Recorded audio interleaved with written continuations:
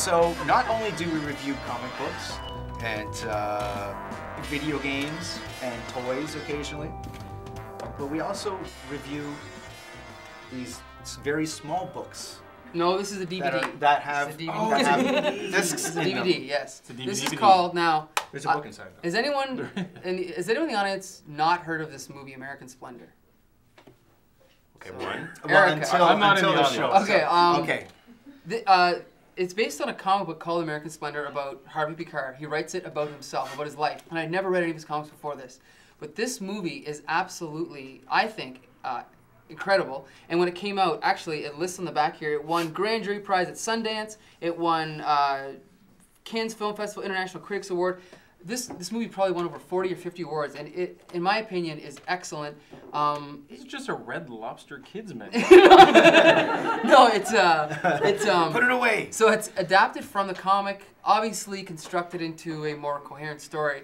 So on every level, this is a good movie. It's a well-written movie. It's a good adaptation of the comic, and it's also experimental because in the film, Harvey Pekar is played by Paul Giamatti, who everyone knows. But partway through the film, you're sitting there watching the film, and then you realize that the voiceover is not done by the actor; it's done by the real Harvey Pekar. Then they cut to him recording the voiceover on a soundstage, and then all of a sudden, they go cut, and then he just gets up and walks around the stage, and they start interviewing him. So in the middle of this drama that's based on the comic book American Splendor that's about Harvey Pekar's life, we cut to this like meta-fiction reality where we're now seeing him being interviewed in the movie, and it's freaking, I think, crazy. Okay, now that you just gave the entire movie away, there's nothing else to talk about. You don't even have to watch it, because that's all that happens, but really. In my opinion, excellent movie. Absolutely, everyone's got to see this. I've already watched it 5 times. This is maybe my 6th time, and it still brings a couple of tears to each of my eyes every time I watch it. It's a great film. Danny? I just watched the movie a couple days ago. I had no idea what it was about, honestly. I didn't know that, whatever. I've kind of heard the name of Harvey Pekar. I don't really know. I mean, I know he kind of did some drawings of this. I don't know, but he's a writer. He's a writer, but he did stickman drawings. His, you know, and I think watching this movie, and I'm like, Paul Giamatti, wow, this guy can act. Like, he's an amazing actor. But then thinking about why would they make a movie of this guy, this Harvey Pekar, who just looks like such a loser. Like anybody who would look up to this guy.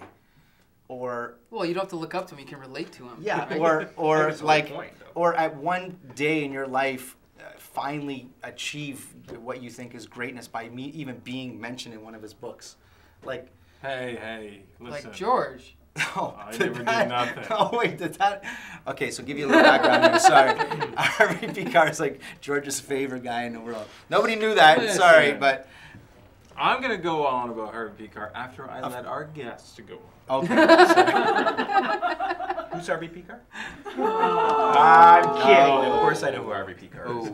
I think I think this is a good movie to pick if we're talking about. Well, The Nobody's a bit of a departure, but this is a good movie to pick with the Jonathan Ames book because it's another example of a comic book artist or a comic book writer that focuses on more autobiography as the source for the content of his stories, and I think it's a wonderful story, and I think it's part of what maybe we'll get into in the next topic, where I'm really interested in the kind of day-to-day stuff and all the the garbage that everybody has to go through, and I think Harvey Pekar's comics have really shown that is great entertainment and something really valid. And Paul Giamatti's portrayal of him is fantastic. And I agree with you. I like the way that they kind of broke is it the 4th wall? Is that what it is? It's the 5th. The 5th wall, yeah. The 5th wall. Is that like jumping the shark? It's way better than we did that Jumping the Shark. years ago. Better than jumping the shark. Georgie boy. The film, again, like yourself, like, it was really amazing to watch. It's a great film. Pekar says it the best, even in the film. Like, he talks about, like, yes, we all can talk about this being a great idea of doing an autobiographical book, but who's going to buy it? Yeah. And who wants it? Like, when I was a kid and I was buying my Ghost Riders at Comic Zone, or even at, even when Border City first started up and stuff like that, or at Olympic, there was this group of guys that would hang out at the comic shop and they collected the cool stuff before even Vertigo started up.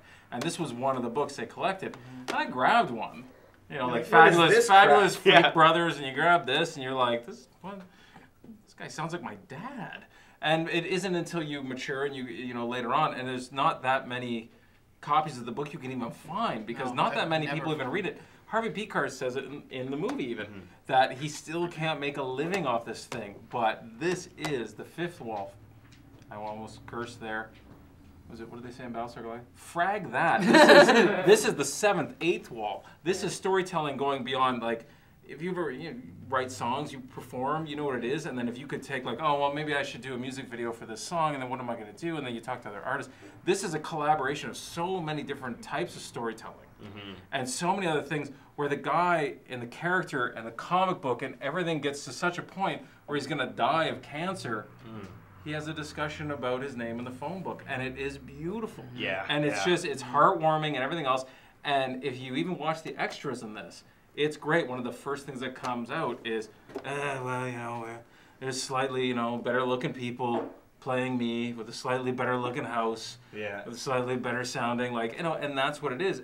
If you ever want to see this film, just do Harvey Pekar a favor. Actually buy the movie. Actually get a couple bucks back to him, because as a storyteller and as a part of comic history, this is amazing, and he says it like. And there's a great scene where he was actually a recurring guest on the David Letterman show in the late '80s, and when Letterman was good. Yeah, when Letterman was funny and sharp, Stupid Petrick era. Superhuman Trick, sorry. And he starts to become aware that he's just become this co-opted joke, that basically they're just using him to make fun of him. And mainstream America is just, you know, they don't know his comic books, they just think he's some funny recluse to make fun of. And once he realizes that, he says, screw you, you know. But in the movie, it's great, because it coincides with him being let off the leash from his wife. Exactly. You know, like, it's sort of these, like, I'm upset about this, and like, no one's going to tell me not to do it? Well, fine, I'm gonna pee in the sink. I'm not using the toilet anymore. That flushing's BS. Is that how you equate freedom, being off the leash, is peeing in the sink? Or the George Costanza cheese thing. The cheese thing, as much cheese as you can eat. I was going to say one thing, Paul Giamatti is a great actor, but no matter how great he is, there is a certain charisma that he cannot duplicate when they because what happens in the movie is once he visits the Letterman set and goes out to be on the Letterman show, it cuts to the real shot of Harvey Pekar on the real Letterman show. Storytelling, artistically. But when he sits down, he almost blows Letterman off the stage. But if you go onto YouTube, you can search Harvey Pekar, Dave Letterman, you can see the actual interview where he busts Dave Letterman, and I've never seen Letterman taken down to his knees, but he busts him, and you can find it on YouTube. It's amazing. You know what? Do it right now. Speaking of David Letterman going down on his knees. Whoa. That's, you know. Let's go to break. No, let's go to break and send $2 on behalf of George to Harvey Pekar, because that's more than you'll get from buying that movie. So.